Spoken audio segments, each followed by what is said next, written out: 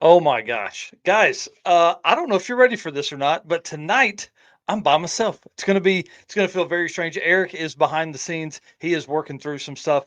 But guys, welcome to episode 63 of the Drag Drive Repeat Show presented by Summit Racing. Y'all, tonight's gonna be a good one. We have big stuff going on tonight. We have Mike Galimi on here to talk about the 200 mile an hour club with Hot Rod Drag Week. We have Eric Grilliot from Mahle Motorsports North America. I'm pumped about this because we're going to actually find out what a graphol coating is that we've talked about in the ad reads for so long.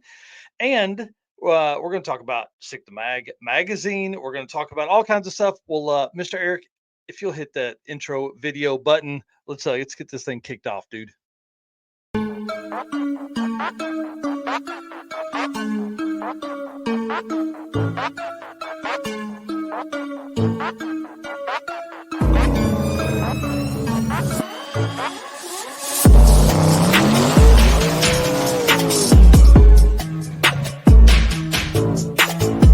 We're gonna pack things up and hit the road and try to make it the next day.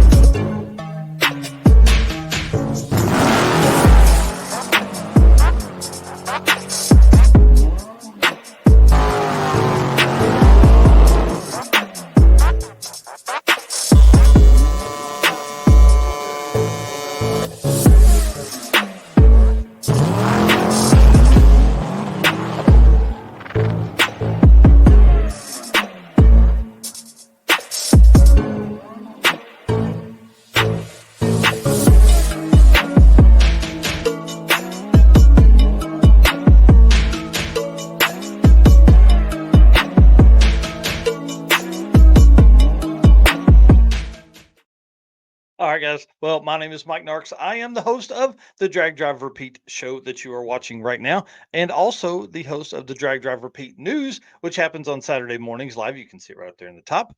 And guys, I feel for Eric. He is working backstage tonight. They are traveling. They've got a couple hours worth of driving, and he's going to have to listen to my voice. And maybe he'll chime in at some point after he gets tired of hearing me. But y'all, like I said in the intro there, I'm excited about tonight. We're going to have a good time. I got kind of nerdy on the stuff for Mike Galimi later.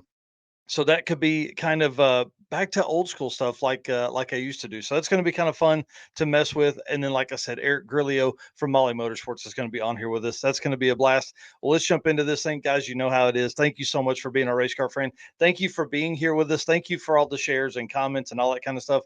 And thank you to our sponsors: Summit Racing, Mahle Motorsports, Driven Racing Oil, Car Change 3D, Howard's Cams, Performa Built, Sweet Patina, Racing Junk, and our newest media partner, PowerTube TV.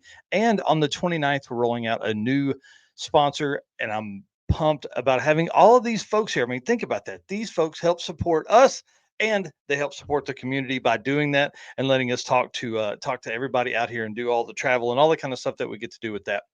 All right. Summit Racing ad read here, real quick, and then we're going to get into some fun things. Summit Racing Speed Legacy began in 1968 as a one man startup and is now the world's speed shop. With 4 facilities and 200 plus catalog editions, fueling your passion, they save you money, deliver fast, and offer top notch customer service for more than 1,500 brands. Make sure to download the Summit Racing mobile app for easy access to speed parts. You can find them on Facebook, YouTube, TikTok, and Instagram. You can also tune in to the On All Cylinders podcast for discussions with automotive pioneers, enthusiasts, and manufacturers. From humble origins to the social media lane, Summit Racing stands by your need for speed. And guys, they just rolled out a Summit Racing rewards program. I know this is a big deal. For every dollar you spend, you get a point. Listen, this is going to be a big thing for a lot of folks. I hope everybody is jumping on Summit when they're looking to order parts and all that kind of stuff. But this rewards program could really change a lot of people's setup. You can it's going to change your parts ordering for sure. I know that. So you can sign up for rewards at summitracing.com/rewards, which I'm going to throw in the comments over there on the side. How about that? Perfect. All right. Well, let's get on with this thing. Driven Racing Oil event updates right here, guys. Why gamble with performance or protection when you get proven results from Driven Racing Oil? Trusted by top engine builders, winning racers, and devoted horsepower enthusiasts around the world. Driven takes a legendary base oil such as the ones from Bradford, Pennsylvania, which comprise their GP1 line. Then Driven boosts that superior base with state of the art additive packages. Driven's GP1 Nitro 70 not only provides anti wear protection, but can even shield cylinders from washout and fuel dilution caused by using methanol or nitro based fuels. Again, I say it every week. We need some nitro in drag and drive. Learn more about Driven Racing Oil by following them on Facebook and Instagram at Driven Racing Oil, or shop online at drivenracingoil.com. That's right. Make sure you're doing that. Bill and the team over there are awesome. We are going to have them on in the next couple of weeks, and I'm excited about that. Let's talk about some event stuff, because that's why we're talking about Driven. Drop the Hammer, May 31st through June 2nd. That is the event in Michigan. I really liked this truck here, twin turbo LS, brand new build for this guy. I can't remember his name, but twin turbo LS. I think it's a turbo 400, and its debut drive maybe at Drop the Hammer. The guy was saying in the comments. So if you are going to Drop the Hammer, please let us know. We'd like to see as much coverage as we can for them. I know those guys are working hard to get there. And then Olympic Drag and Drive, other side of the country, Washington. Our boy Corey Thompson finally has one in his backyard. I know he's excited to not have to travel from Washington to anywhere else in the country, so he's going to be able to do it right there at home. And we look for him to just absolutely dominate that event. I don't know of any other car that is as fast as his that is going to that event, but we're going to do some looking. And those guys and I have been messaging back and forth, and I think they're probably going to try and be on next week. Would be about the only opportunity that we have to have them on. So if someone wants to tag Olympic Drag and Drive, tell them you want to hear the stories, you want to know who's coming, you want to know how this came about, and we want to know the promoters. We want to know where they came from, who they are, all that kind of stuff. So let's hear from them soon. And then after those two events is Six Summer, which is obviously in beginning and ending at Byron, which is Eric White's home track. So he's going to be there on Monday, and then also again on Friday of that week. And then I'm driving up to meet them for Thursday morning racing. So if I have to leave Wednesday night, I'm going to do that. Leave Wednesday night from my house, get up there, race Thursday, or watch the racing Thursday, drive out Thursday into Friday, and then move into the awards and all that kind of stuff, and then come home on Saturday. So I'm excited about that one. And the same week, again, we got overlapping events: Alaska Speed Week 2024. June 9th through 15th, Alaska Speedway, obviously going to be doing that again. And then they have more than a day's drive. So they have a drive day to an airstrip up there that they raced on in 2023. Registration is open right now for Alaska Speed Week. If we back up, Six Summer is sold out. I'm sure if you showed up or were on the wait list, you need to be ready. I always say this: show up to the event if you plan on racing it. Don't use that as an excuse. Olympic Drag and Drive is sold out, as well as Drop the Hammer. So if you want to do those events, don't use that as an excuse, because what real promoter would turn away somebody from the gate right there? All right. I received the newest Sick the Mag magazine today. I haven't had a chance to go through it. I literally just read the editorial opening with Tom Bailey, and a few things that I caught there, and I hope you guys caught them as well. Sorry, trying to get down here a little bit here. So a few of the things that were pretty interesting. We have talked about 2025 being absolutely insane already, with the huge Rocky Mountain Race Week event, the dual event going to be there, and all of the other events that are coming for 2025, Kakalaki Run, all that.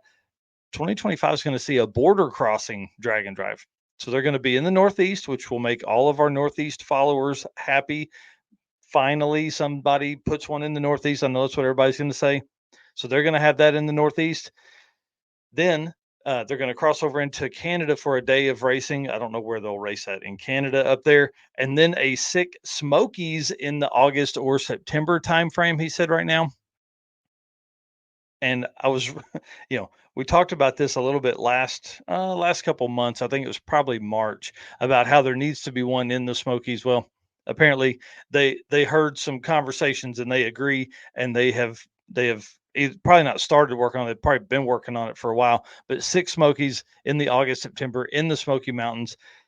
we did a little bit of that drive in with Drag Week last year. It was amazing. That part of the country is really pretty. So I can only imagine what it's going to be like when we turn loose 300 cars on it. And then last thing he said was that there is the $100,000 race that he posted about a couple months ago. They said they may push that back to 2026 just simply because it's going to be too much to try and put it together for 2025 and do, because they'll have sick summer, they'll have sick week, and then they'll have sick Smokies, and then the sick Northeast event, and then obviously all the other stuff they do like this peak deal they're doing next weekend. So the magazine has 11 features of cars and events. They have Carolina Drag Cruise and the Hard S1000, and then they have a daily recap. The second half of the magazine is a daily recap of Sick Week. So pretty cool. Like I said, I literally got it at like 5 o'clock. It's 7 o'clock now. I've been in the shop for about an hour getting ready for this. So had no opportunity to look through it or anything other than that first little bit. And I thought I would talk to you guys about that and bring that on here. And then Southeast Gasser Show. I don't know if you guys have seen it on PowerTube TV. Your boy showed out. I think my 48 seconds in total TV time was pretty cool. I'll tell you, it was really neat seeing TV host Michael Narks being on there. It premiered on PowerTube TV last night. The racing was great. I mean, the racing is why you watch that show, not to hear my sweet buttery voice. But it was really cool to see me on screen, on something that I didn't have to create. A lot of this stuff we create. Me and Eric create this. We edit these down. We do all that stuff. So it's really neat to kind of be a part of something that was, I would say bigger than me. So a whole team of folks. They have 6 cameras that record all day footage. Literally every pass is recorded, and then they take that and they work to edit it down into 30 minutes worth of content. I can't imagine 40 plus hours of footage down into 30 minutes time. It was pretty nuts. So if more people will watch that, I'm sure they will extend it, and that would be a really really good thing because it really needs more time. But the scheduling and all that stuff didn't allow for more time. I see Lawrence Jane here saying, when I talked to Tom at Sick Week, he said Six Smokies was a 2026 event. Oh, did that change? I don't know. I mean, I read the article as it was going to be a 2025 event. Maybe I read it incorrectly. Either way, I'm in. We're going to go because that's going to be a great time. So again, if you haven't done it, download the PowerTube TV app. You can do it on your phone. You can do it on your smart TV at home. Please do that. It helps us. It helps them. It really helps us a lot because it gives us a lot more eyes on the uh, in the world of automotive content, and that's what we're looking for. So appreciate you guys doing that. And then the Peak Streetcar Shootout is this weekend at the NHRA. The NHRA is going to be hosting them again at the Route 66 Nationals.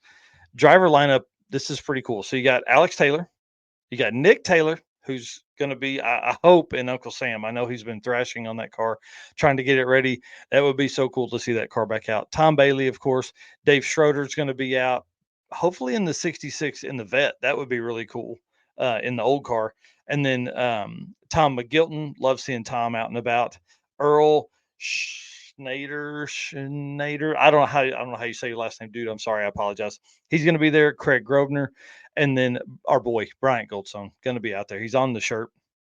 I would think. I mean, this is going to be a lot like last year, where they hype up the crowd, give us an exhibition opportunity, and see that these cars actually drive on the street. And last year, some folks struggled with traction or braking stuff. I don't think we're going to have that problem this year. These cars have been on rails all year, except for Nick Taylor. We haven't seen him make a pass in Uncle Sam. So I'm excited to see that. And plus, I mean, they're going to be in front of NHRA. Like, it's going to be a big crowd. That event last year had, 30 or 40,000 people there in attendance. And then they got upfront parking, which was really cool. And anytime we can, of course, push the drag and drive movement, that is always a good thing, especially in front of NHRA.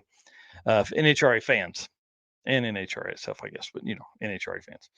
All right. And then right here, we are doing essentially the same thing along the same lines. Midwest Drag Racing Series is allowing me to basically have 10 parking spots for drag and drive racers together.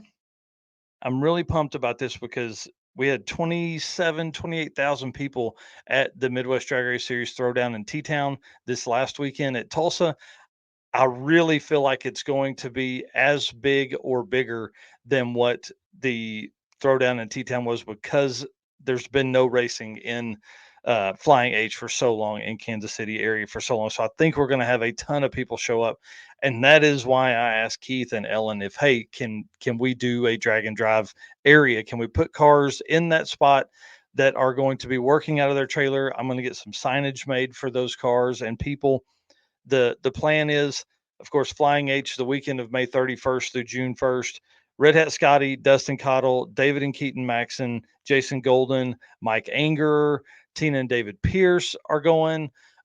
There's again, I've got 10 spots. I'm looking for about 12 people or 12 cars to put in that spot.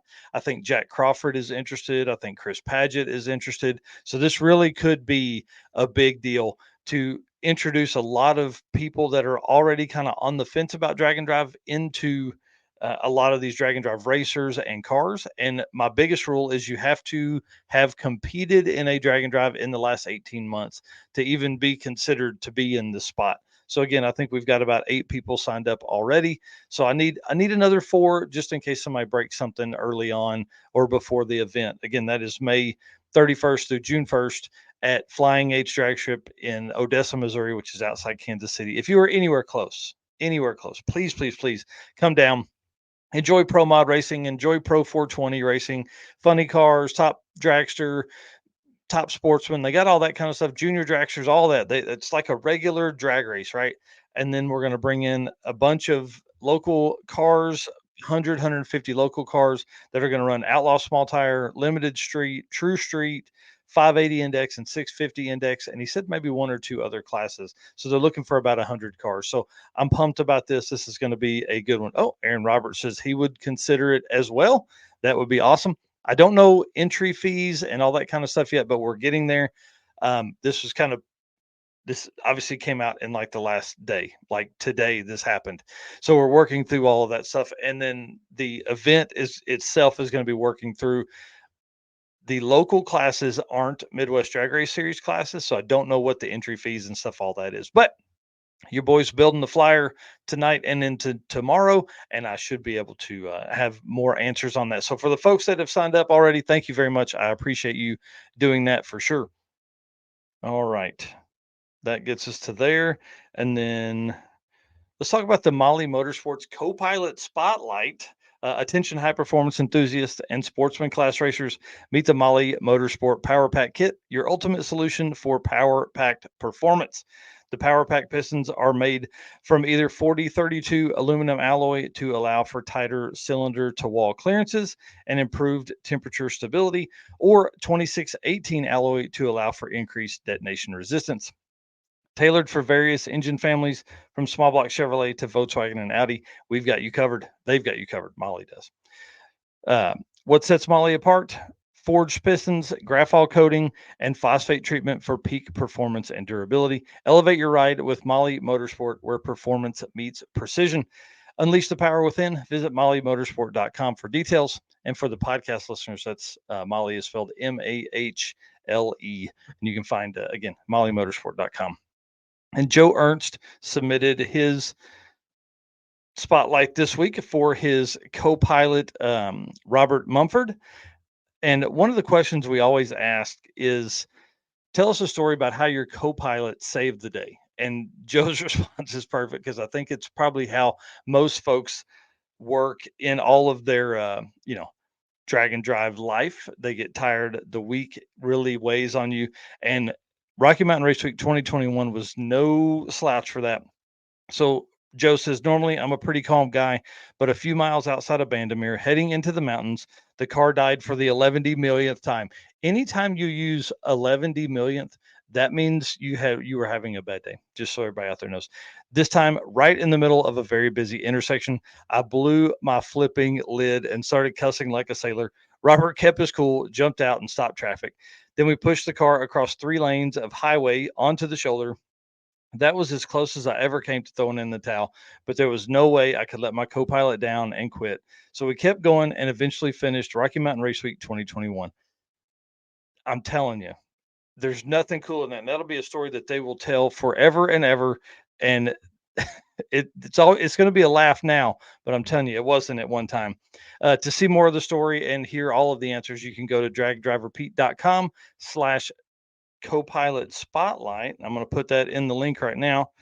And then on that, you can also select the tell your own story, tell your co-pilot story on the side there. So please do that. We would love to hear from that. We've got several. We're trying to do one of these a week, every week, and we're way behind. So we may have to double this up every now and then. But my goal is to write articles for each of these and put those out on the blog page within the news side of our website, but you can see part of it on the dragdriverpete.com/co-pilot spotlight name.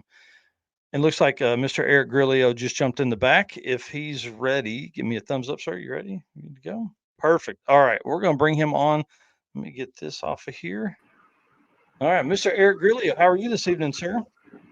I am doing well. How are you?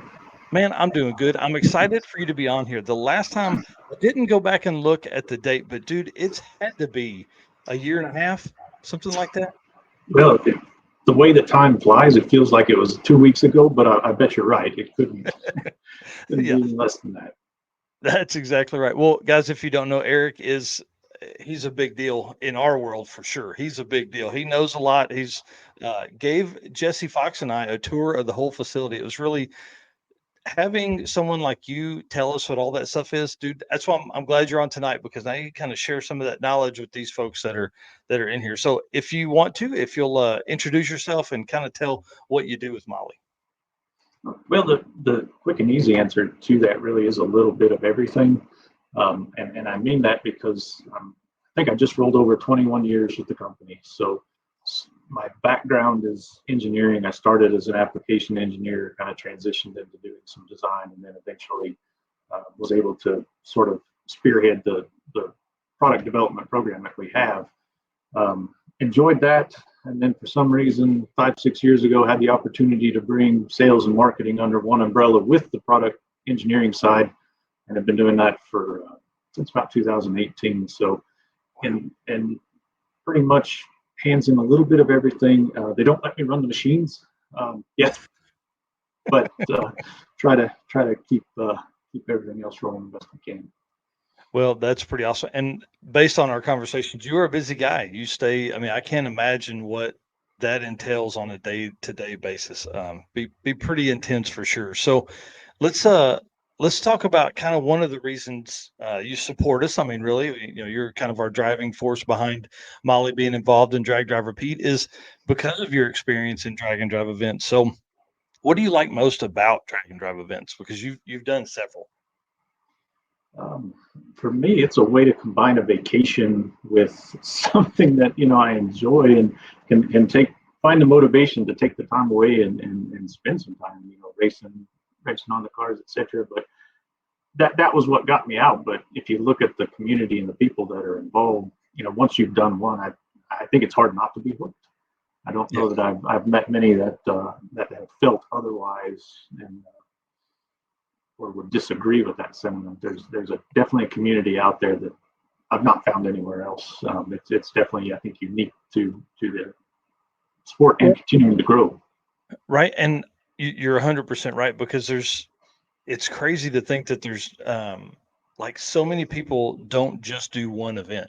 Used to, I think you probably only did one, but like now, once people become friends with other race car friends, it's like, how many of these can I do? How many times a year can I do this? I think the first couple where you're looking at one event, it's shaking the car out, making sure it'll work. And then once you realize, hey, I can do this and it's going to happen, it's like, okay, how many of these can I schedule and fit within the year?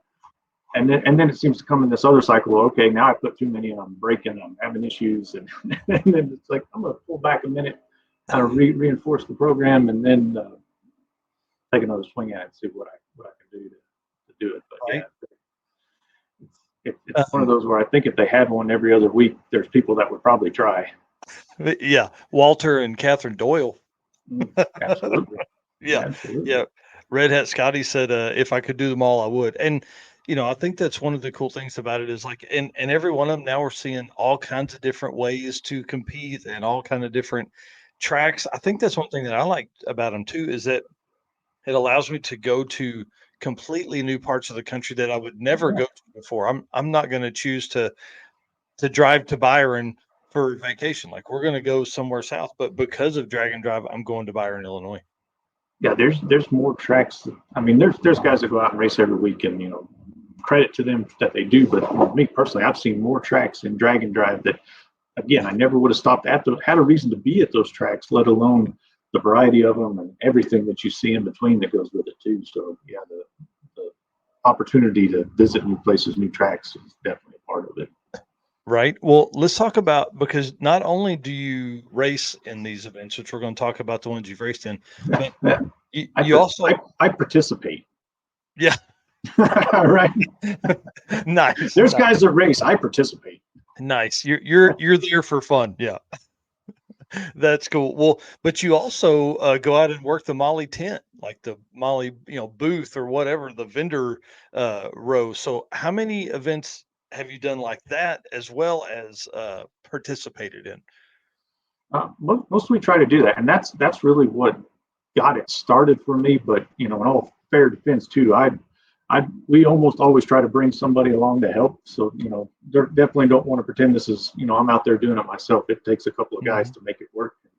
I do like to tell them that I'm there on vacation to race, and I bring somebody along to do the work, and we may share a little bit and cross over, but no, and that was the first event in 2018. I think it was Drag Week, that was somewhat local to us here in the Southeast, where I got started, because we were, I think that was the first year that we as a company had sponsored Drag Week. Wow. And I said, if it's this close, we're going to be there. We're going to go to every track anyway. Can I kind of dust off the car and drag it along and do it? And that was the first one for me. And then it became, okay, every event that's out there, how do we drag the tent, do what we do, display, help support, promote the racers. And if I can go racing at the same time, that's the double bonus. Yeah, I mean, certainly. And the car you race, I'm going to pull up a picture here of. Let's pull up the first one that I met you with. Oh, No, the pickup truck. So tell us about this truck. That one is definitely the participation truck. That's when the other car isn't running, and that was the first event of sick week. So hadn't planned on that at all, but when the opportunity arose, was just going to go do sick ward, drive a long portion just to experience the event, and then got off the wait list, and all of a sudden I didn't have a vehicle to run, so my cruiser kind of became the primary race, if you want to call it that. So yeah, but very simple, almost stock 71 GMC. Unfortunately, it's been in the garage pretty much since about 6 months after that event. Got ambitious and said, hey, it's time to do the LS swap and make that one more fun, in case I had the opportunity to get in again, but yet it hasn't seen the light of day since then, as other projects have taken precedence. So you mean eventually it will come back out. You mean this project? That one gets in the way a lot. Yeah, I don't blame you. It would get in the way a lot for me too. Yeah, but that 72 Nova, ironically, I've had that car for going on just about 33 years. Wow. First car, Dad picked it up at a police impound auction when I was in high school, or just starting high school. I think it was $250, and we drug it home, cleaned out all the contraband that pretty much indicated why it had been impounded, and started as a straight six power glide car that would barely get out of its own way, and slowly over the last 33 years kind of built it into what it does today. Man, that's crazy. And so, we talk about all the time, 10-second stick shift Nova. I mean, I feel like that is just, that's the way I say your car now. So it's just a 10-second stick shift Nova, so what's the powertrain in it and all the combo? As I won't say young kids, but some kids came up to me and had the hood off at the time, and they looked under there and said, "Oh, that's an old school Chevy," because it's a traditional small block, and of course that was well beyond recognition. I didn't even realize what they were saying until it took me a minute to kind of register that, okay, yes, maybe that is these days. But traditional small block Chevy, 406 at the moment. And then just, actually G-force transmission, 5-speed transmission with the gear bender on it to get it down the road. That's awesome. So then what gear do you have in the back? Is it a pretty deep gear in the back then? Just 411s on it. Yeah. Yeah. Wow. So yeah, I guess being a 5-speed, and then that would allow you, because is your fifth gear 1-to-1 or is your fifth 1-to-1? Oh yeah. So then yeah, that basically gives you the overdrive. That's awesome. I didn't know that. Wow. That's pretty cool. Well, again, it's one of my favorite cars. I love the trailer with it. Looks great. Let's talk about events you've done in this thing, because I mean, it's not just a pretty face. You've driven this thing all over the country. Did 3 full events last year, 3 national level events last year. You run through those and then run through what else you've done with it. Yeah, started with Drag Week because that was the one that was close and certainly the one that knew about getting in the entry level where everybody knows, and then really got interested in Rocky Mountain. Growing up in Kansas, so that Rocky Mountain, Colorado, Nebraska, Kansas area, that's kind of home. Mm-hmm. So wanted to get out there and do a race, absolutely. Didn't have the chance to until 2020 when they opened up Race Week. So that was the first event that we got to do with them. Got into that, and so went out, and even though that wasn't quite Rocky Mountain at that point, but still entry into that. So been hooked on those races ever since. Yeah. Haven't been able to get that car down to Sick Week yet, but one of these years I'll have it actually together and running in February, where I'll be able to feel confident enough to put that registration in. Yeah. And so it's those have been the big two, but really looking as kind of get that program figured out to where I stop, tweaking on a little bit some of these, the local stuff, the Carolina Drag and Drive, and some of the other events that aren't quite the trek out to Colorado. We'll add those to the schedule as they come up. Yeah, that'd feel weird for you, I'm sure, to not load up and drive out that far. So, that's one thing a lot of folks that haven't done these don't really understand is, like, not only is it like 5 days of racing, it's also, 2 days to get there, and then it's 2 days to get home. Yeah. Well, and I think in the I guess it was the fall race week. 2 days would have been relaxing, but I think we stopped at a tire store for the trailer in every state along the way, at least twice on the way out there and back. So certainly are of my own making, but yet that it's some of those little things that you don't expect. The race car performs flawlessly, and then everything else kind of creeps up on you at times. That's awesome. I think this is probably meant for you. For Cat Hill says, Eric, we're so proud of you, Kathy and Lauren. I think they're just happy when I get out of the house for that week and plus 3 or 4 days, but I appreciate that. That's awesome. Yeah, we've had a good time. You and I've hung out several times, but I think I've probably hung out with Adam more since he came out to the circuit, and I'm hoping we maybe see you in the future out there at that event. I know that is a huge trip for 3 days worth of drag and drive racing. Yeah, no, we wanted to. We sent Adam out there to scout. Nice. So as we're expanding, we just trying different events and wanting to reach different people, different areas. Yep. And so we've we're not locked into any one thing that we do, and we want to try to be able to contact them and talk with and have the opportunity to interact with as many folks as we can. Well, it was really cool to have him, and he had the whole display. I think he was busy all week. I think he talked to a lot of people. We set him up by our booth. It was really cool to a lot of times he's so busy, I don't get an opportunity to talk to him, but we actually have to hang out a little bit this time, so it was kind of fun. Yeah. Well, let's talk about 2024, I guess. Are you going to do 2.0 for this year? Yeah. Nice. Yeah, definitely. Right now I've got, with the overlap Drag Week and Race Week, I've got the 2 Rocky Mountain events. George, that you showed the picture earlier, is going to take up the flag at Drag Week. So we're going to still kind of try to touch base on a little bit of everything, but how fun, spread around. It's contagious. So George is building the car. Adam's got plans. He's got stuff that he's working on, trying to keep Sorry, I'm trying to get building on it. So yeah. Yeah, yeah. Adam was talking about a car for himself, and then everybody, George is in the bottom left of that picture there on the screen. Now, last year he went yard sale. He packed and unpacked everything in the car. Is he going to do a trailer this year? Or is he doing the same thing? Same car, but completely different program. So sort of that same vein of not only being hooked, but he got bit by the bug, so he's jumping in with both feet. Yes. So I won't spoil his surprise. We'll let him get it out and make his runs with it. But it's going to be a completely same from the outside, but it'll be a completely different car. Oh man. Well, Eric White and I are going to Drag Week, so we'll have to follow George around a little bit out there. It's going to be kind of fun to see what all he's got going. Let's see what. You want to explain the pink fingernail to folks that don't understand, that don't know that story?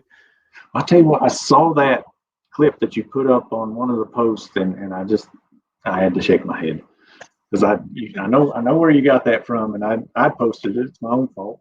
But you would not believe the reactions I got from some people that aren't in the know. Just the sort of, are you okay? What's happening? Do we need to talk? Yeah.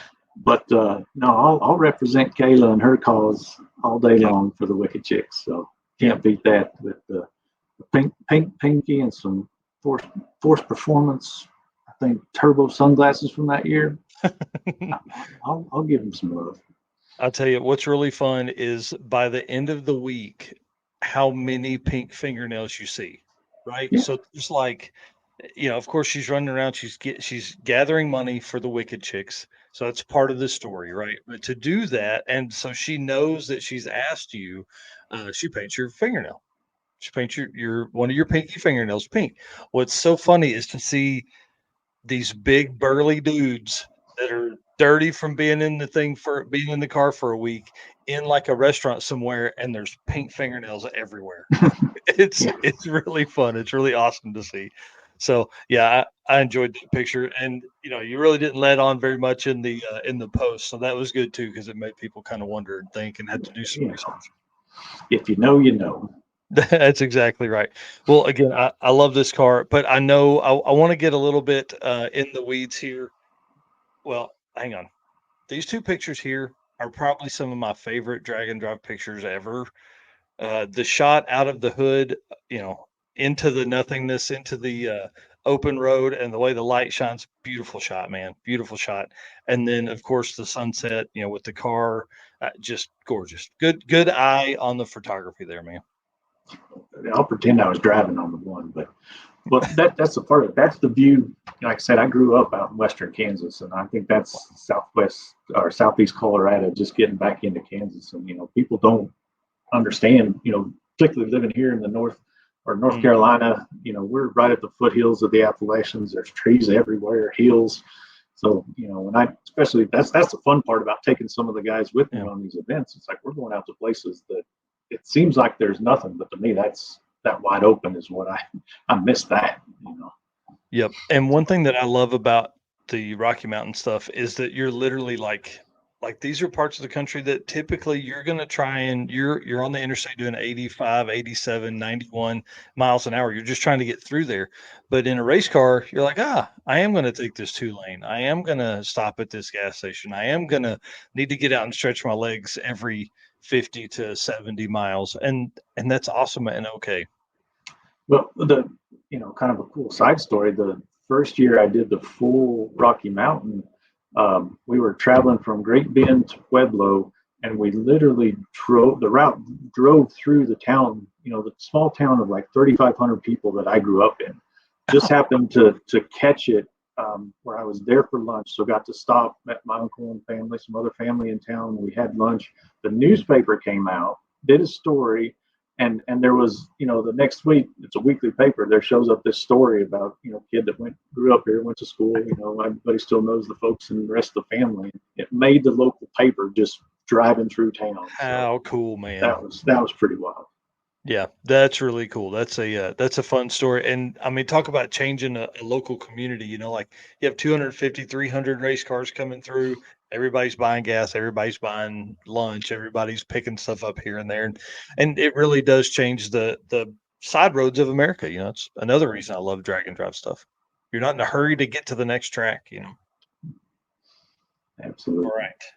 right. Sorry. So let's get a little bit deep here. Let's talk about some technical stuff. We've got about 20 minutes here. I'd like to dig into your brain some. So, for months we've talked about 4032 aluminum alloy and 2618 aluminum alloy. Like, man, help us understand.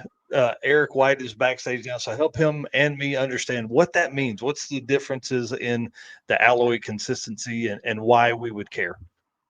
Well, and those two alloys are common to almost every piston. Doesn't matter whose brand you're looking at. That's what we build forged pistons out of. The biggest change between the two is really silicon content. There's a few other elements that alloy that make some differences.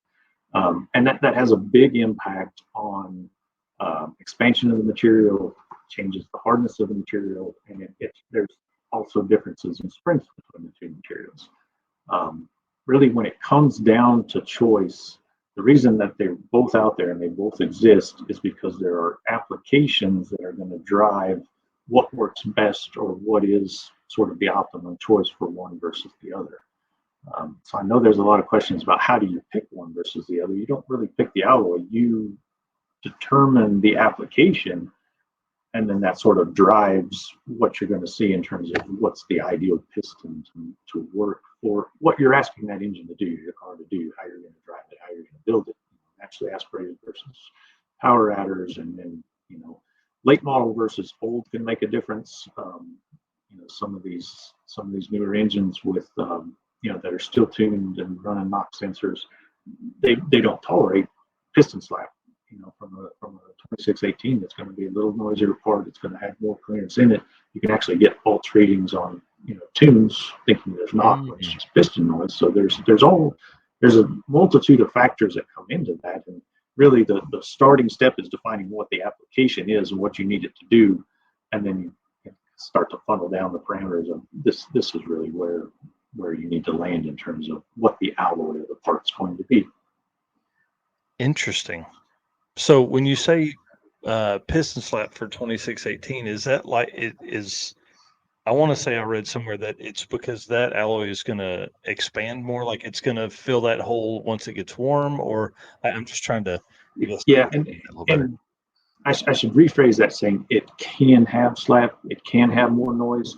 There's so many variables in those combinations. You can take, you're out the next race, I fire my car up to tell me if you can hear piston slap on it. It's 2618. I'll tell you the answer is no. There's some that do when it's cold, and then it goes away when it warms up.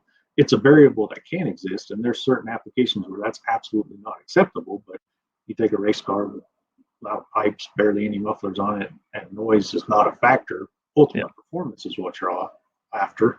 There's trade-offs that you do and don't have to make, again, based on what that application is. But it expands more, so you have to install it with more cold clearance than you would a 4032 piston. That's where the risk for it might make a little more noise or have some slap in it that you wouldn't otherwise see. Okay, that makes sense. And then typically, like it's weird. We're seeing used to, I feel like it was 10, 12, 15 psi. Now we're seeing like 50 psi on some of these engines. Like, I can't imagine on your side trying to put something together for a combo. So do you guys typically work with like guys like me, like I'm calling going, hey, I'm trying to put this motor together, or do you typically work with engine builders? It's a variety, everything across the board. From our business, we've got professional race teams and builders that we're working with. Everything in the middle down to the random guy that's building the engine, in his garage. There's a step below that, the guy that's rebuilding it in the frame in the driveway, right? Right. So it goes all the way across the board, and there's commonality between them, but there's also a lot of differences. What works on one application or one end of the spectrum isn't necessarily going to be the same for everyone. So there very rarely is there a one size fits all, and that's why every time that we kind of get into talking real specifics of things, the ultimate answer is call us. If you're talking to us at the booth or something and trying to understand what's in the book or how to pick and choose, almost by default, we're going to say, give us a call, talk to us. I mean, that's why we've got guys here sitting on the phone so that they can walk through those questions about your application, because it's very, very difficult to lay everything out in black and white that'll answer every question in a book without, I mean, I don't know if you could ever cover every variable, but as you talk through that with a builder or a customer, it usually becomes very apparent what the right answer or the part that they're looking for should be.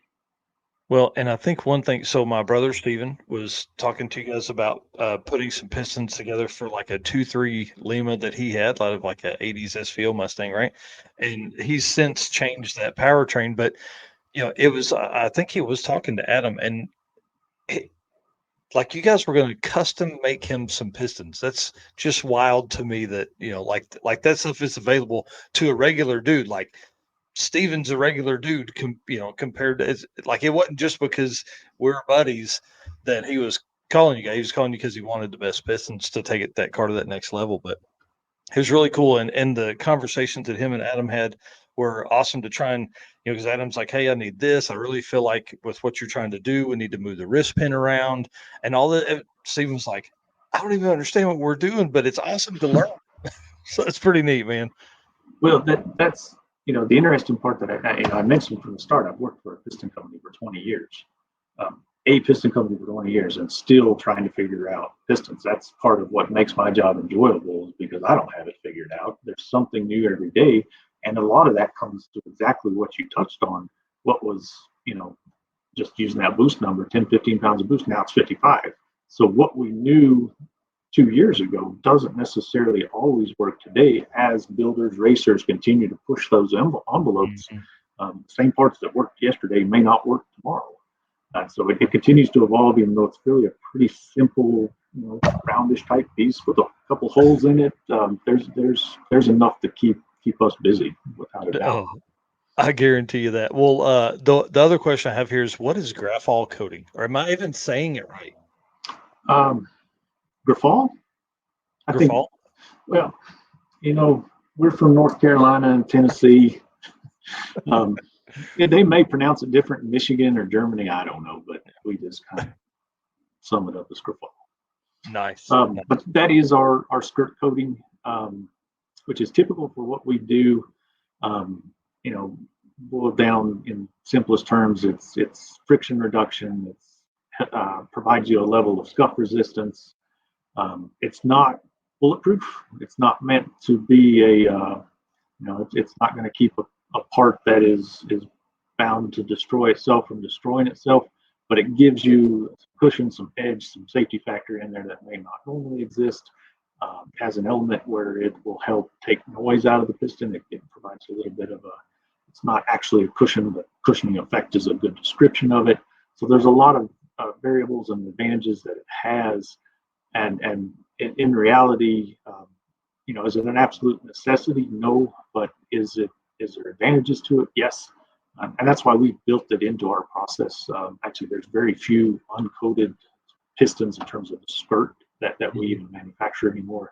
We've just built it into our process where it's almost a given that that's going to be part of what we do, because we feel pretty strongly about there's real benefits to having it there.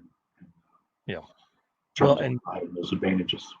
Right. And when we were there, you guys were doing some testing on an engine that was in there, and you were looking at like even different skirt shapes, and then the wear on the skirt itself. And there's some folks that have done some R&D piston stuff for you guys, like our boy Jason Hurley in the Meltdown Firebird. I think you guys worked with him to get that program obviously to the next level. Ran 200 miles an hour at Bandimere. I can't wait to see him in a low atmosphere, something in like Tulsa or Ennis, Texas, or Oklahoma City. That car is going to fly this year. Yes. Yeah. And that's been the cool part about also getting involved with the drag and drive. We definitely want to support the racers to help them out how we can, but it's a great proving ground, testing ground, because you go from that 200 mile an hour pass to now I've got to drive it 200-300 miles on the road. Yeah. So just the variety of circumstances that you can put parts in, and we've got a few other guys that they'll know that I tell you anytime you're going to take your motor apart, hey, I want to see what they look like. Send me some pictures, send me some some feedback on what you've got, because that's the learning curve. The racers in general can dream up.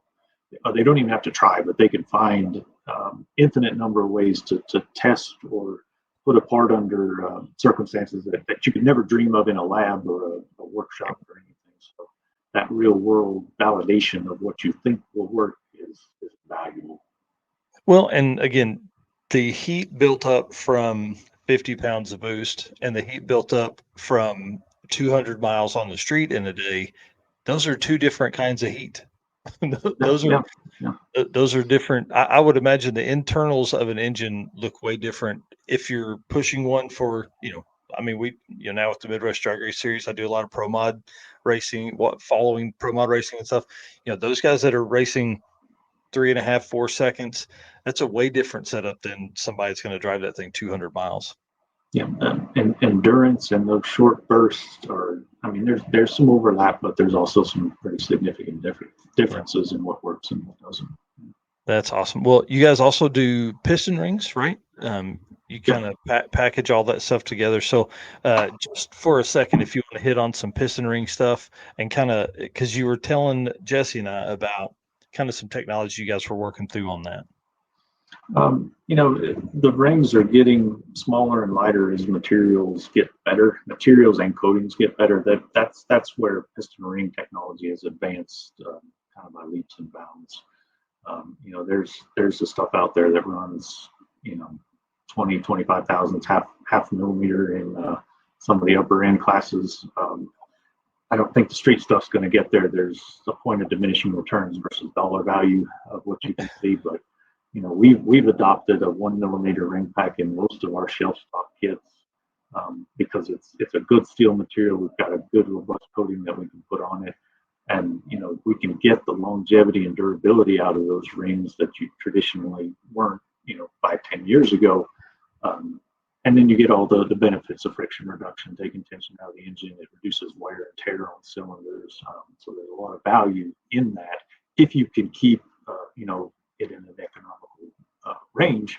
And That's really what we try to do with that power pack kit, is put pistons and rings together that were designed to work with each other. We're not pulling and trying to mismatch and make mismatched components work. We've got a piston that was designed to work with this ring. We package them together so it's all ready to go in one kit that is ready for the builder. Maybe not ready to drop in their engine, but ready for the builder to do what he needs to do to push that into the assembly.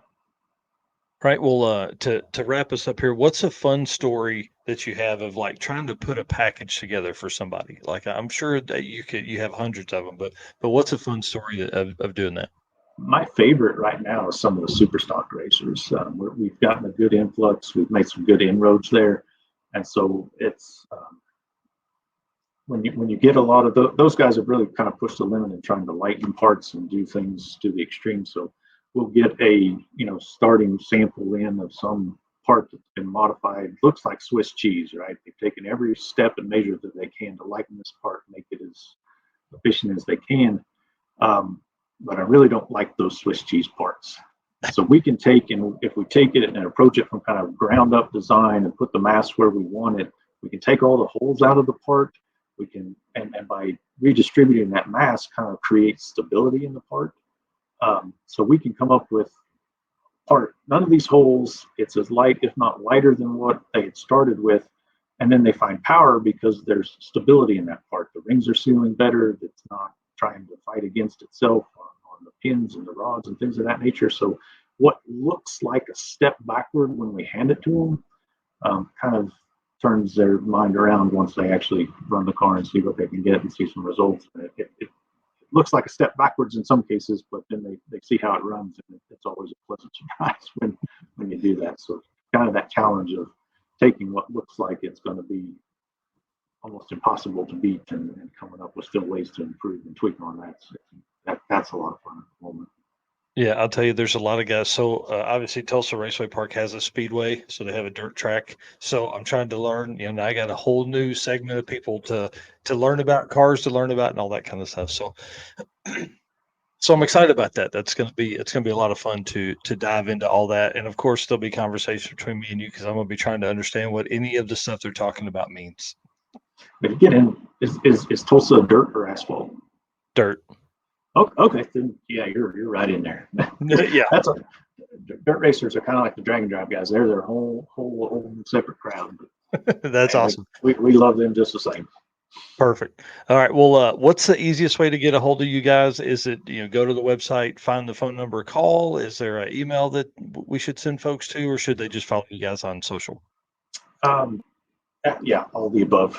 So on the website, mahlemotorsport.com, we've got the direct toll-free line to get into us. There's a couple of emails that'll get in straight to tech and or sales or just general mailbox.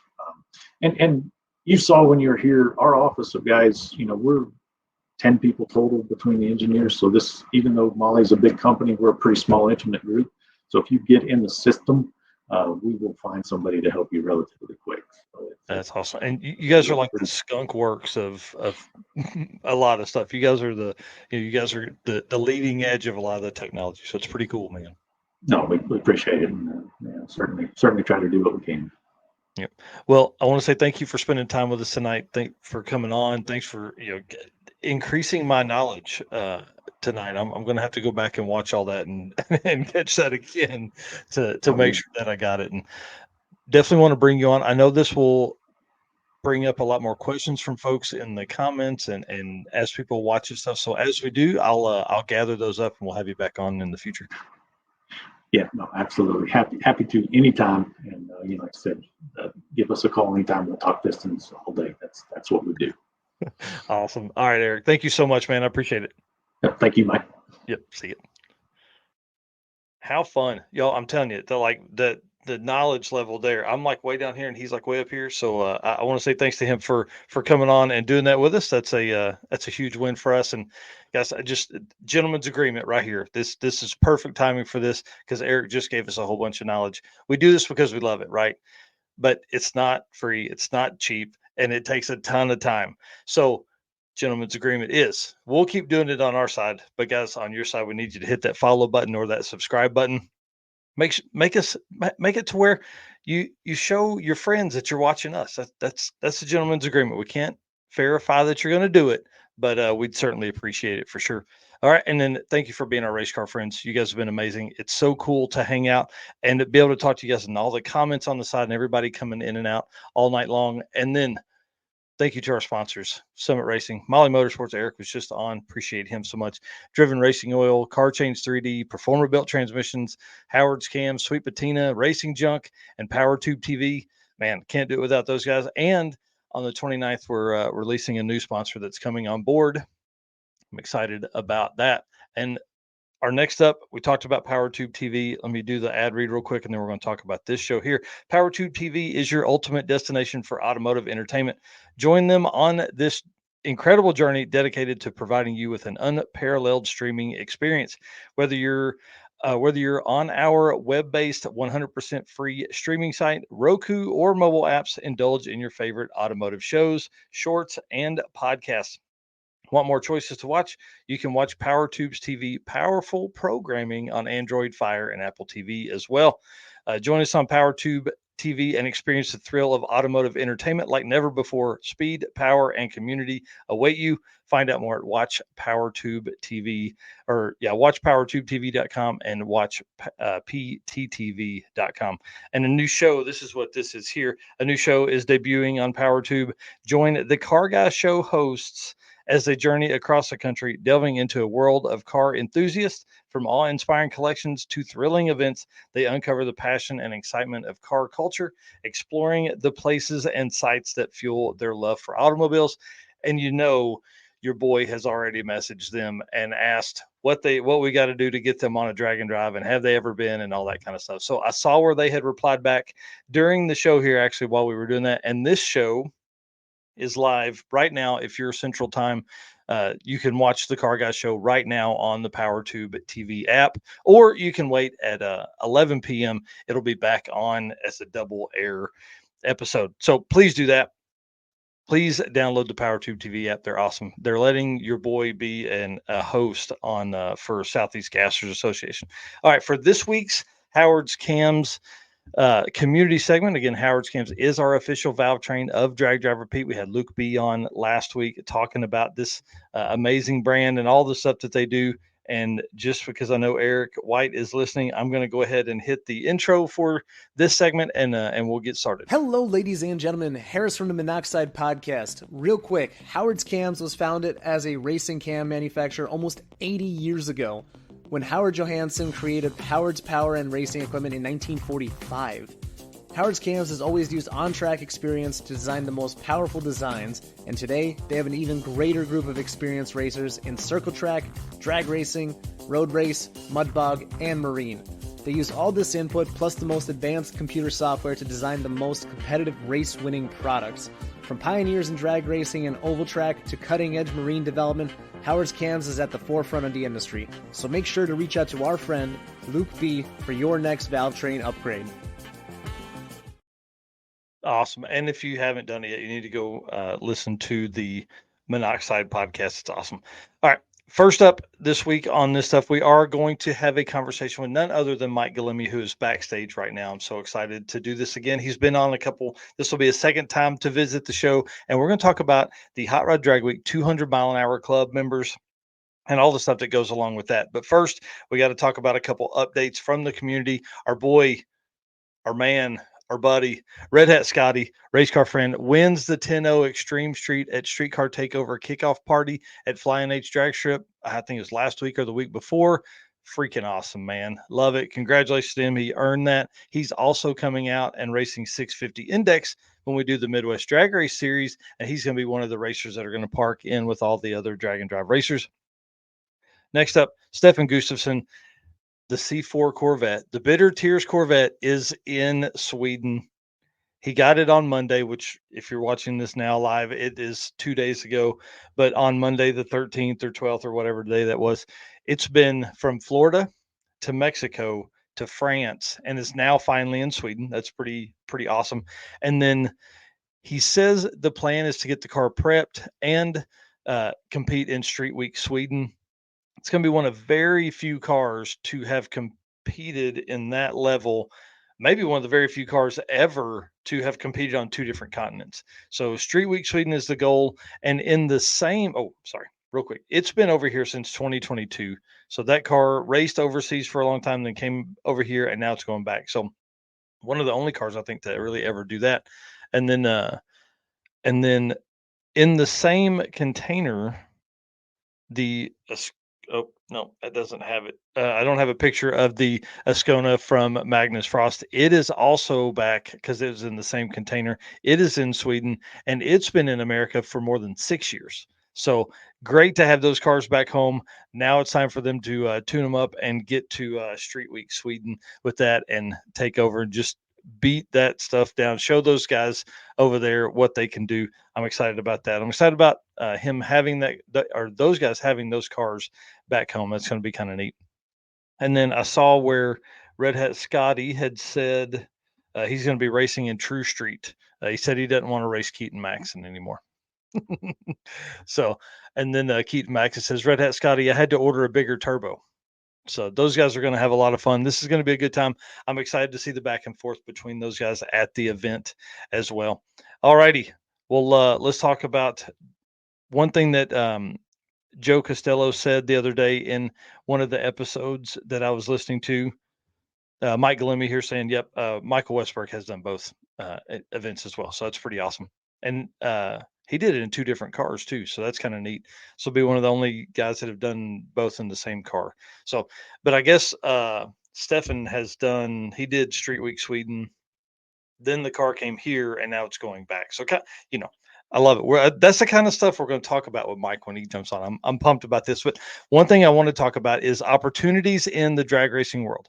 So Joe created a thought, right? He basically said, what if we had 5 more NASCAR team owners come over to the NHRA and want to do professional level, high level racing, would we be able to fill those teams? So my initial thought is, if you're interested at all in a career in motorsports, now is the time to start, like, just start trying to find that process. Figure things out, get your face in front of people. Now is the time to do it, because we really are. We're going to look back and we're going to say this was the heyday. This was the golden age, the resurgence of car stuff. There's a lot of people pouring a lot of money into tracks, into events, into cars, into everything right now. So if you want to, you have no more excuses. Now is your opportunity. But him saying that really made, it just pushed me over the edge to want to tell you guys to do all that. I mean, look at your boy. I'm helping a couple different race series. I'm helping the track. I'm doing this right here with us. I mean, all this wouldn't be possible without all of that. All right, let's bring on Mr. Mike Galimi. Are you ready, Mike? You ready? Good to go? Perfect. All right, bringing you on, sir. All right, guys, you know who he is. You know who this guy, Mike Galimi, big time. He's a big deal. He's a big deal. Hot Rod Magazine, I Hot don't Rod know about that, Week. but You've been on. You told stories a couple months ago, and then now, dude, you're writing like a series of articles for the magazine and the website talking about Drag Week historical data. And I got all nerdy. So let's from and why the 200-mile-an-hour club is so elusive to people. well, I So mean, I think it's hard because it's just to survive the week, right? I think there's yeah, been a couple of cars that have gone over 200 but didn't survive the week. So yep. it's 200 in general is really hard, and then you throw in drag week and it just complicates it. Oh yeah, for sure. So I obviously stayed up late looking at a lot of stuff, and we're going to kind of work those in. So we got about an hour that you and I are going to spend kind of nerding out a little bit, because I'm sure you've got your own notes too. But it looked to me like there were 39 times in the history of Drag Week that racers had been 200 plus at least one day during the week and finished the week. Of those 39 times, there's only 14 unique racers. How Yeah, crazy is that, man? yeah, That's nuts to me. Absolutely yeah. nuts. And 19 cars would have qualified for it, right? Because the driver makes it in, right? And I think that's been Freiberger's argument. But 19 cars have made it in, and only 14 drivers. Yeah. Yeah. It's pretty wild. It's So, impressive.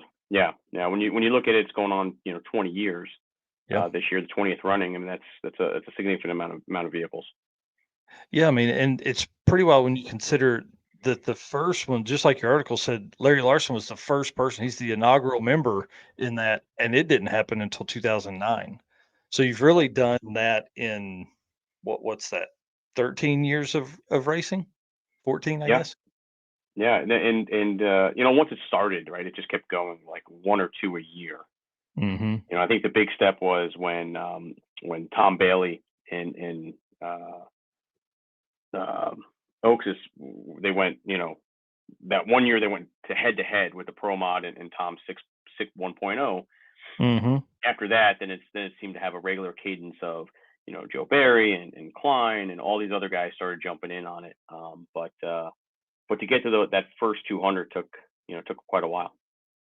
Yeah, and a lot of passes. So Larry did it first in the Nova or Chevy Hmm. 2. He then, based on what I saw, and maybe your notes here, he'd done it 4 times in that, and then did it once in the S10, right? Yes. I think that's what I had figured. The S10 in 2014, and then Bryant Goldstone, this is crazy, has done it 7 times. So I know he's not going to be like, hey, you're a new member, but like he's done it 7 times. That's pretty awesome. 2015, 2016, 2018, 19, 21, 22, and 23, all in the javelin.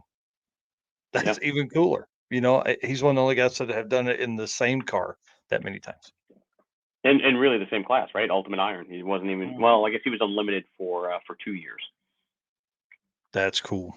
And it's Yeah. just the historical stuff within this is what gets me excited about this, because it's really interesting that there's not just a ton of people that are digging into all this goofy stuff. So it's hard to find a lot of this stuff but you're making it easier because you're writing a lot of articles with this. I've got Tom Bailey's done it with 6 seconds 1.0 and 2.0, and he's done it 6 times. So, at least the way you explained it to me, to get into the 200 club, you've got to finish the week and run 200 miles an hour plus on a day other than day one.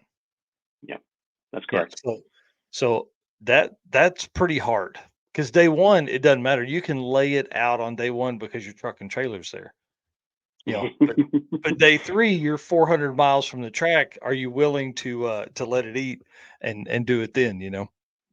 Yeah, no, it's definitely an interesting, and I think when David and Keith Turk, you kind of look back at their history, right, in Bonneville, and Bonneville, you have to do a record run, but it's not just one, so you have to come back the next day, right? You get put in impound, they check the car, then the next morning you have another shot at it, and if you back it up, then you get in the 200 club and get the record. So I think their compromise is like, okay, well, the record thing is kind of hard. It's not like Bonneville. So they said, okay, day 2, right? So you have to at least do one drive, and then you have to finish the week. Yeah. Yeah, the finish the week, because there were a lot of guys that had. I mean, the numbers would be you'd have had one every year essentially, if you allowed day one and to not finish. Because there's Yeah. there's a lot of times where folks didn't finish, and that's what I was finding, that because I was trying to search in my spreadsheets by okay, largest to smallest, and then couldn't have a DNF. So like every time I clicked another button, it was just like. Like it just kept getting smaller and smaller. So it's pretty Well, awesome. so you've got the database. I guess my question for you is, how many people outside of Drag Week have done a similar accomplishment? So I didn't dive into that, but that's my next goal for this week, is to start looking at that, because that's the next level of stuff. Is like a great question came up the other day from Jason Golden's wife Liz. She was like, who has the fastest nitrous stuff, right? What's the top 10 of nitrous? Well, man, it's so hard because the data we typically get from events, you almost have to know the car to know if it's turbo or nitrous or whatever. And so going back through all of that is easier with Drag Week, because it gives me the car, which makes it easier. Some events don't have the carb as public information. So they may have gotten there, but all I have is like their ET. So some events early on, all they collected was ET because we didn't care about mile an hour. Well, now when you start looking at like all these, they're not micro records because they're records or their data that we're collecting or history stuff, but like, where do you stop it? Like, who's had the best reaction time? Who's had the, like who's put a better package together? But yeah, so my next goal is to do all of sick week, because we have 3 years of sick week. I want to do Six Summers only had 1 year, but I'll definitely go through all that. So I'm gathering all the 2023 stuff together, because that was a huge year for the events. And then do you look at regional events compared to just national? I think right now I'm just going to focus on national stuff. Yeah, and four, I think four the days of 5 racing or days. more. Yeah, yeah, Yep. the 5 days, 4 drives. I think that's kind of the Yep. standard for the upper tier stuff. But Yep. in the same vein as nitrous, what about supercharged cars? Yeah. It's Well, and then you have like roots yeah. blower, and then centrifugal blower, which we've gone through with Chuck Stefanski. Like, who's the quickest centrifugal blower? Well, I mean, maybe he is. I don't know, because I don't have that info. So then I'm literally, when somebody's like, oh, I wonder, well, then like, I spent 2 hours last night looking through Facebook pictures of cars from 2015, trying to see something under the hood to see if it was nitrous or turbo or blower or whatever. So, Yeah, no, it's you can get really in the weeds on a lot of this stuff, and that's what kind of makes it fun. yeah, and I agree 100%. And what's funny is, like, we start talking about clicking things out. Like, as you go down through just looking at drag week data, it's like, okay, well, nitrous cars, I mean, you're talking about 10 or 15 cars in the top level in all of history of drag week that would be in low eights or faster. Because Jason Golden put up like an 801 at Sick Week 2023 or 2024. Yeah, Sick Week 2024. Well, I mean, obviously he's not going to be all out nitrous record, but is he all out small block nitrous record? Maybe. Is he all out small block Ford nitrous record? You know what I mean? Like how deep do you go with it? So that's kind of fun. Sorry, back to the 200 Club because let me get through these because we got some Okay. good conversations here. So we talked about Tom Bailey. Jeff Lutz has 3 cars in the mix. I thought that was pretty cool. Both 57s and the Mad Max Camaro. He's done it 4 times total: 2010, 2012, 2014, 2016.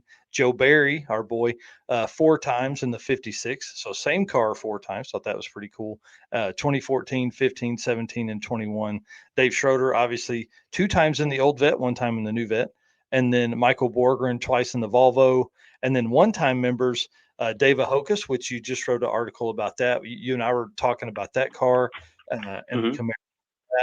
He did it once in 2013 and then hasn't been back. And that's what started the conversation with really even you being on tonight, was because I was like, what happened to Dave Ahokas? And you were like, I don't know. And then you started digging, I started digging. We were looking at stuff. What happened with the car? You had a Facebook post where it was for sale at one point. I mean, just crazy. 2013, he's like, deuces, I'm out. No more drag racing, no more drag week for me.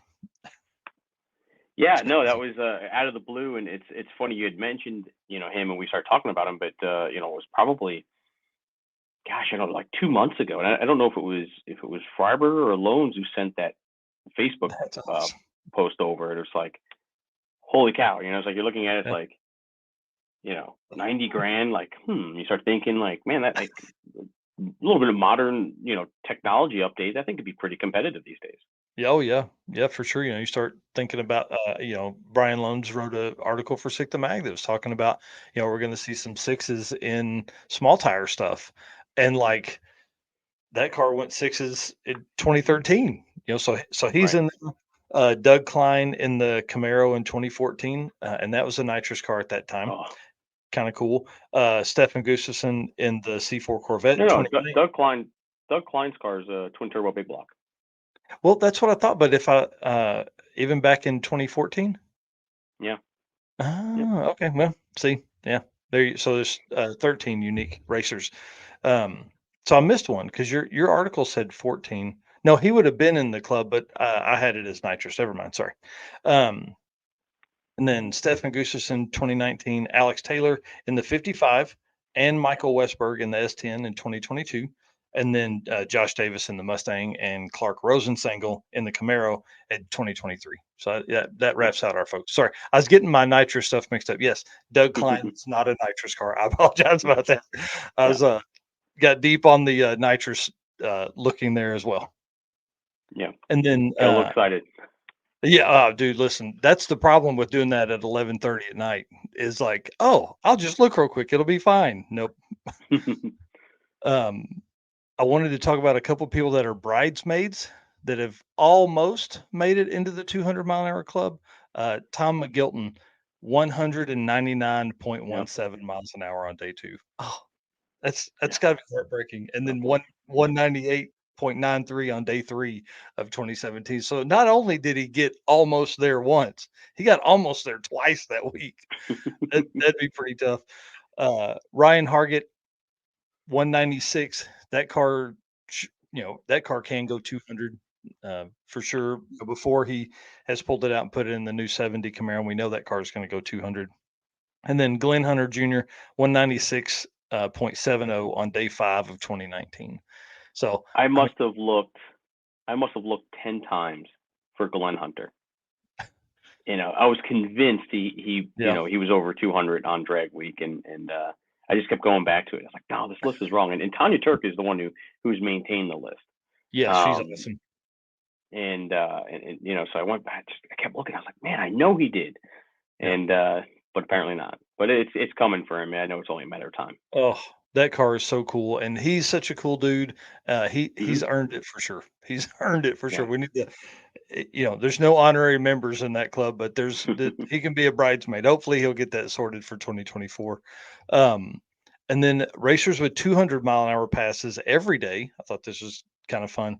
Bryant Goldstone, love that dude. He's done that 3 times. Tom Bailey's done it 3 times. Jeff Lutz has done it 3 times. Doug Klein once, and Michael Westberg once. So 200 miles an hour plus every day. That's pretty amazing feat in itself.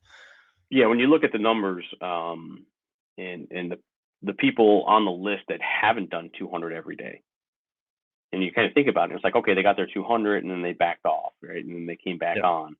So it definitely is impressive when you do 200 every day. It shows how hard it is.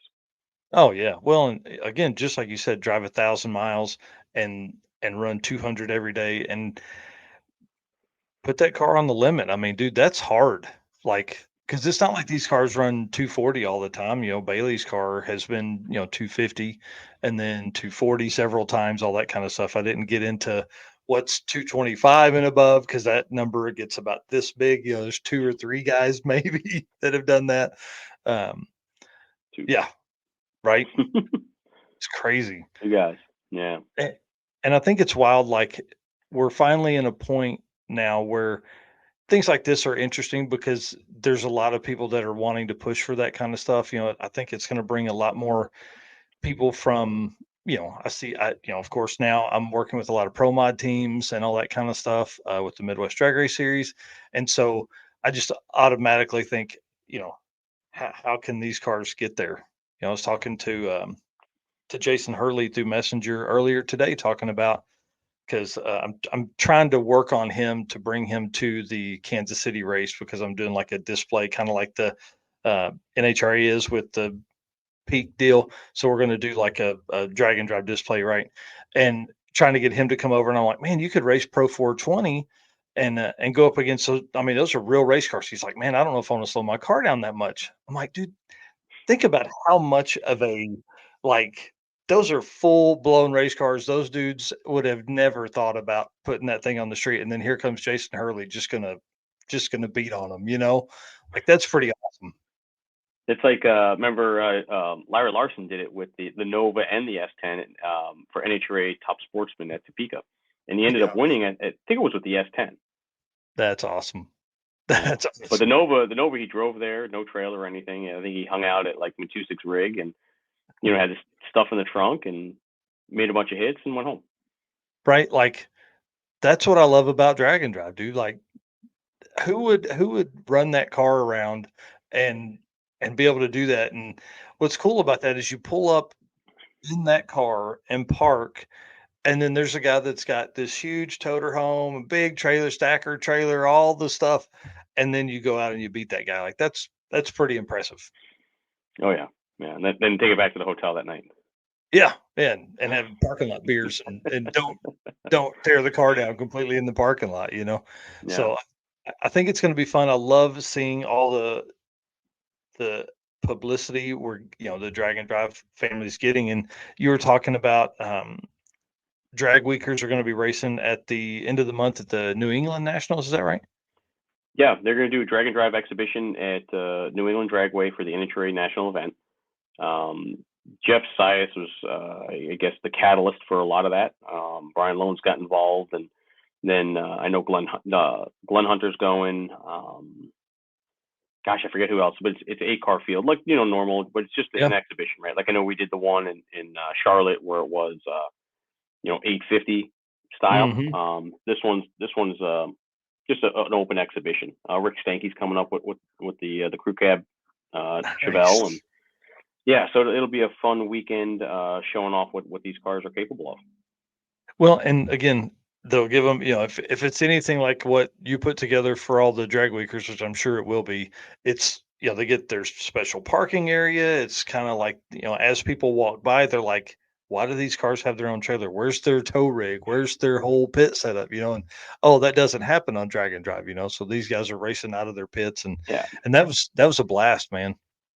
Yeah, that's neat, and it's shout out to Sarah Walker and the whole NHRA staff for putting it all together. Right, they're the ones who make it happen and carved out the space and disrupted their midway and everything to host us. They do a great job. I know and the same thing this weekend in Route 66 with with the Peak drag and drive stuff. Same thing, right? They just they don't have to do it, but they do it because they know that we're part of the community and our racers are something unique that their fans normally don't get to see. Yeah, and I think that's why I'm most excited about introducing a lot of these guys to the pro mod teams and all that stuff, because a lot of those guys, like Aaron Wells, has a street Camaro at home.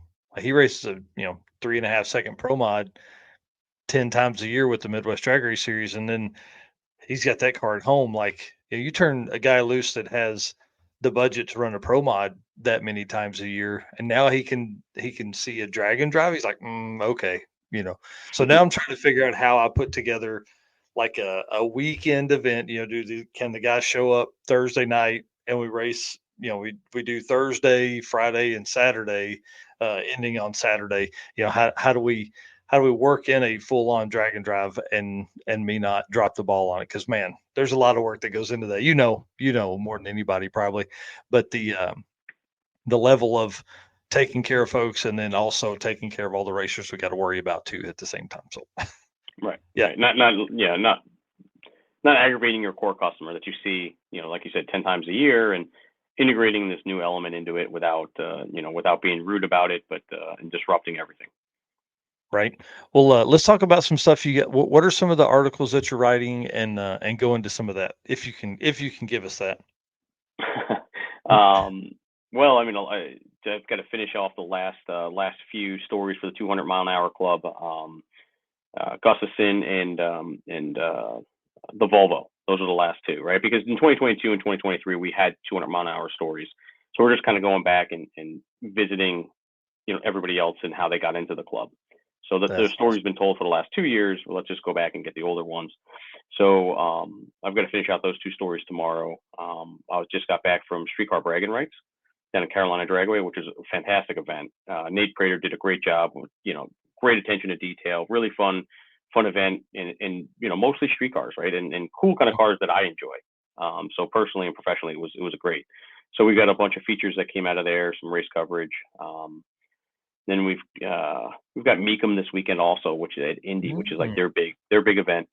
So we got a lot of those stories hitting, kind of previewing cars that are going over the block that are unique. We've got like a replica of the 50 million vehicle that Chevrolet produced. I think it was a 56 Chevy that's in gold, which is a fun read, fun story. Some really good history there. So just trying to hit a little bit of everything on the market, from racing to the car show side. That's cool. So I saw Dave Ahoka's article, and then what was the one you sent me after that? Joe Barry. Joe Barry, that's Joe right. Barry.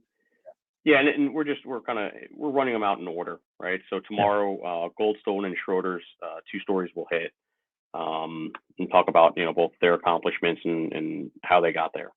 Especially Schroeder, which is such an incredible, the only nitrous car, and two of them, on the list, which is fun.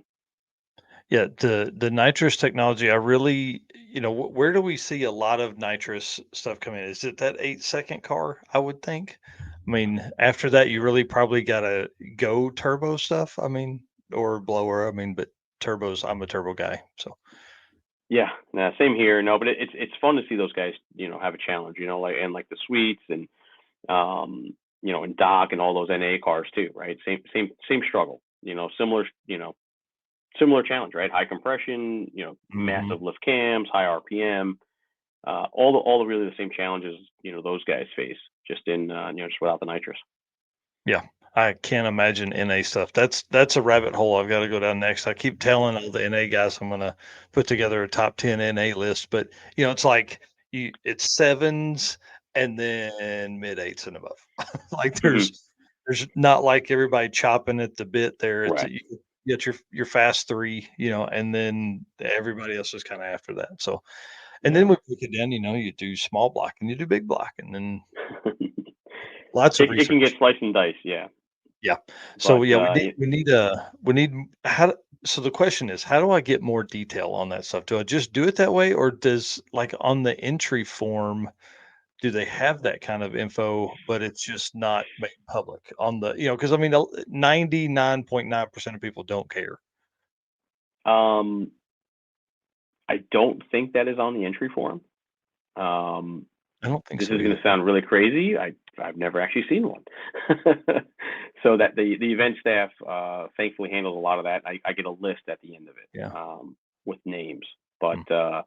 so I don't think it does cover a specific combination, but I mean, the great thing about Google is you could just start searching, right? Pull up Yeah. on social media. If they're on social media, odds are they're going to picture under the hood. Yep. Someone knows someone in this world. It's a small Right. world, especially on the drag and drive side. So, just it's like Google's your friend, man. You could find a lot on there.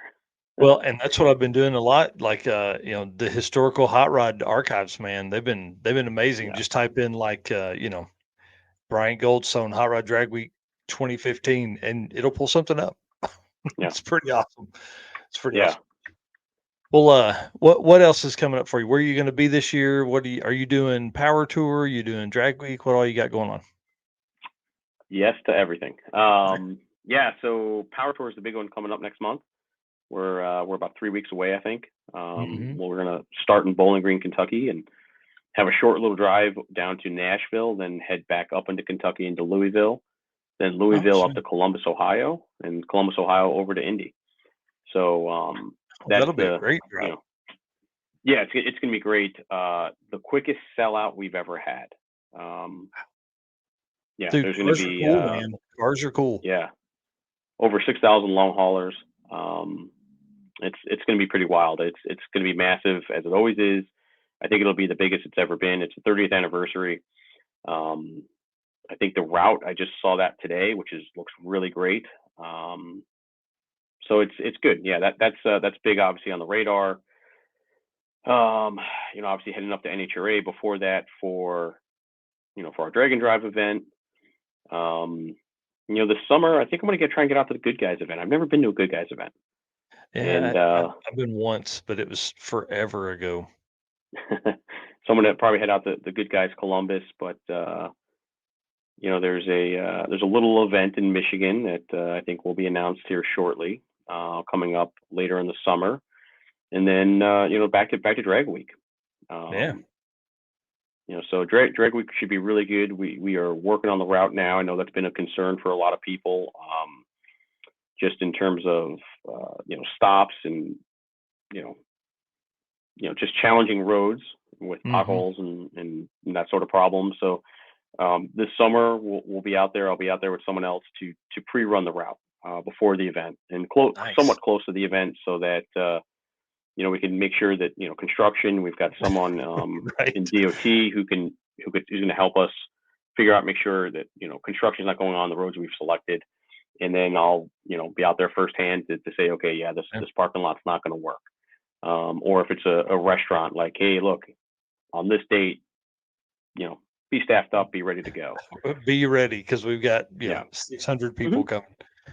That's cool. And then, for people, don't forget drag pack. If you didn't get into the race, get into the drive. You can make the drive with them, do all the stuff from there. It's kind of Yep. the road week and sick word of Hot Rod Drag Week. I think that'll be fun too. Yeah, and you can still get on the wait list, right? It's still Yeah. open and available. You can sign up. If you didn't think you were going to make it, but now you're like, hey, man, the pistons came in, the crank and rods came in. It's looking pretty good. By all means, sign up on the wait list, Yeah. and I mean, we've never had a sold out crowd. We've sold out, but it's never been a max capacity crowd, I guess you'd call it, Yeah. on the cruise. Yeah. So, at the end of the day, here's the deal. If you were going to go, you were going to go, even if you weren't signed up. But it's Yeah, always a good idea to get on the wait list simply because, like, it locks in a spot that's typically available. The yeah, struggle is, like, even with the circuit, we had the problem where people didn't even tell us they weren't coming, but they just didn't show up. So right. obviously we took folks that showed up day of because I mean that's what you Yeah, do. If you made the attempt and you were there, we're letting you race. yeah. Let's have some fun for sure. Yeah, that's exactly right. All right. Well, dude, I appreciate you coming on. Appreciate you listening to my brain damage on the on the stats. I'm loving the articles, man. It's really fun to you know see you go back through all that stuff and tell those stories because there's a lot of stuff to learn there. And for the folks that are just coming into the sport, I think that kind of attention is going to, bring a lot more people in. That's kind of the goal always. Oh yeah, definitely. It's good to see where you came from, especially, just looking back at the results. I mean, Lutz and Larson. Oh my gosh. Yeah. I mean, it was like run for run, just blow for blow. I mean, that was a crazy, crazy bunch of years that those two guys battled out. It was fun. Yep. It would be fun to see them come back or a new rivalry emerge. There's I Hmm. think we're in a spot where we can have some good rivalry stuff come up, Sure. good passes like that made, but I think everybody's having fun with it still. There's not any bad blood in the water anymore. Nobody's like hating on each other or anything like that. So, everybody's just enjoying it running fast. So it's pretty cool. Yeah, no, and I agree with Loans. The small tire deal. Look, that's really starting to take shape. Yeah. Difference of opinion on some of the stuff he said, but I do agree that the small tire wars are kicking into gear, and Yeah. I think there's a lot more small tire cars out there than big tires, so it'll be fun how that starts to transition and change over the next few years. Yeah. Well, and again, are we going to see this? Is that going to push all the big tire guys to go faster now? And then that'll push the small tire guys to go faster, and Yeah, and I you don't got to know if finish. it's a yeah, I don't think if it's a comparison, between the two. I know like Sick Week had really great radio prep, right? And Mhm. and that for a big tire car, it's hard to get down, right? I mean, I'm sure Jeff had shook a bunch. I know Schroeder, wasn't Schroeder, it was somebody else had shook. It's just challenging, right? Like, so you Yeah. can't get after it. And like, put the radio guy on a slick track, and then tell me how that works out, Yeah. right? Right. So I think small tire stuff just in general, in as a theme, I think is going to be really good and a lot of fun and a lot of good battles that could come. Yep. Bring it on. I'm ready. All right, dude. Well, I'll let you get to it. Thank you so much again for coming on No tonight. problem. Second time on here. Definitely not going to be your last. We got a lot of brain damage to talk about as the year goes on, and all the fun stuff that comes from these drag and drive events. All right, man. I appreciate you having me on. All right, dude. See you. Later. How fun. Y'all, I'm telling you, I like that guy. I love the knowledge that he has, and I love all the articles. So if you're not following Hot Rod Drag Week or Hot Rod Magazine, uh, it's like almost habit now for me to say Hot Rod Drag Week. So Hot Rod Magazine or Mike Galimi, Galimi. You need to be doing that. So, and then Rodney's Rods here asking, will we see most tracks cater to radio prep? I really don't know. That's going to be interesting. I think a lot of the tracks typically will run more of like a test and tune style, one for everybody type prep, just simply because it's easier. The one thing that is interesting about a lot of events is very few national level events for sure even allow a hard tire. So, you know, will that change as well? Will there be hard tires come in, or will everybody need to go to that to let the radial cars get down? Because without hard tire stuff, that accounted for about 40 cars of our 160 at the circuit. So, you start looking at radial prep and you start looking at when do you let the hard tires come in to make their passes, all that kind of stuff. It's going to be a lot of fun. I love that we're all working on this together. And like I told our newest sponsor that'll be coming on board in a couple weeks, we're all figuring this out. They were asking questions about events and things like that. And I really had no idea how to answer those because nobody really has the answer to that. We're trying to figure all of this out together. So, all right, guys, that is it. A little bit more stuff here, and then we're going to let you guys go. Got a big show next week. Tommy Dupree of Summit Racing is going to be on. We're going to be talking about his drag and drive experience, kind of like what we did with Eric Grilliot tonight, which events he's attended, and how they schedule 51 event attendance a year. Think about that. Can you imagine trying to put your team together for 51 events per year? And that's everything. They do rounds, circle track, dirt track, drag race, drag and drive, you know, Texas 2K, FL 2K, all the stuff that comes in from that, and all the Donald Long races and all that kind of stuff. So pretty interesting. I'm excited to pick his brain a little bit. He's also building a new drag and drive vehicle, which I think is going to be a lot of fun. And he's announcing a big deal for drag and drive racers that are going to that will take place at events that maybe the Summit truck can't be at. That's all I'm going to say. So kind of a neat deal there, to let you guys know. So again, thank you very much. Thank you guys so much for being our race car friend and being here tonight. Thank you for the comments over there. Thank you for the shares. Thank you for everything that you've provided for us tonight. It's been pretty amazing being on here. I will say I have missed Eric White tremendously. I know he was backstage while they were driving, showing comments on the screen and all that kind of stuff. So thank you to him for doing that. And then thank you so much to our sponsors, Summit Racing, Mahle Motorsports, Driven Racing Oil, Car Change 3D, Howard's Cams, Performer Built Transmissions, Sweet Patina, Racing Junk, and Power Tube TV. And then Carl B here saying, hey, thanks, man. Another great show. Thanks again, Mike and Eric, wherever you are. He is somewhere on the road headed east. So, all right, guys, thanks again. We'll see you soon. Bye.